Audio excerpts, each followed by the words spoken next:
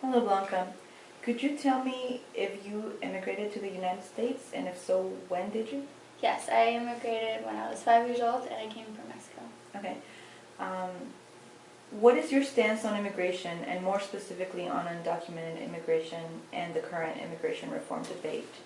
I think it's very relevant right now. I think immigration reform is something that's been ignored and it definitely needs attention at the moment.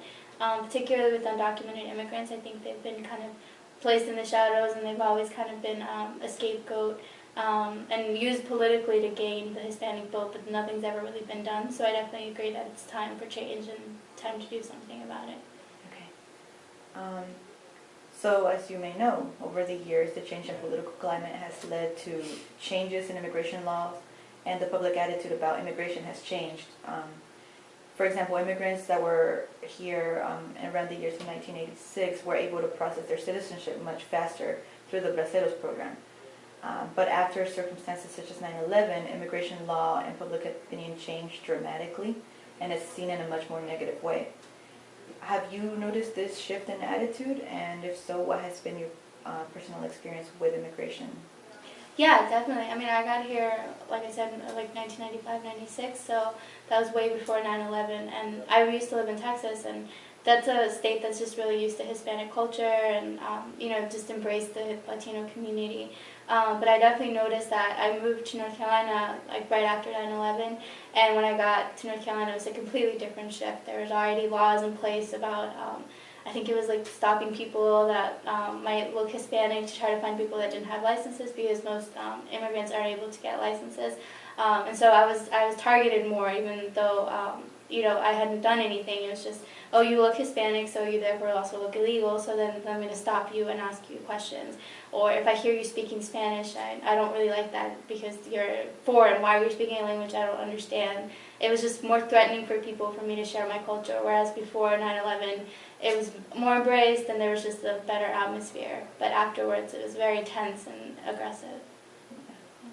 Um, so now, can you tell me how the current immigration process to obtain citizenship works?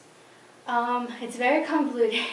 It's really complicated. I know the easiest way to become a citizen is to be born here, but if you're not lucky enough to be born in the U.S., then to become a citizen you have to go through a very long, complicated, costly process. I think you either probably have to be petitioned by a citizen that's either like your family member or your spouse.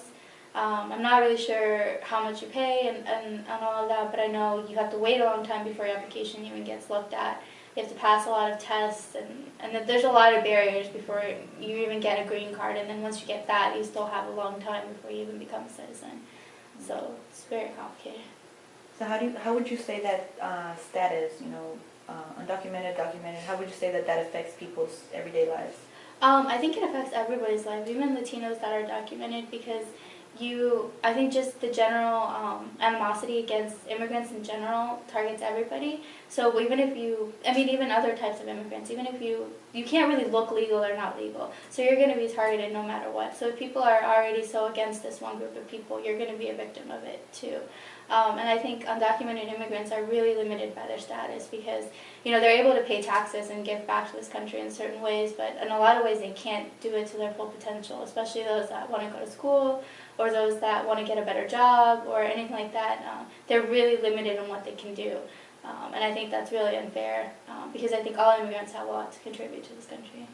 Okay. All right, Blanca, well, that's all we have for you. Thank you for your time. Thank you.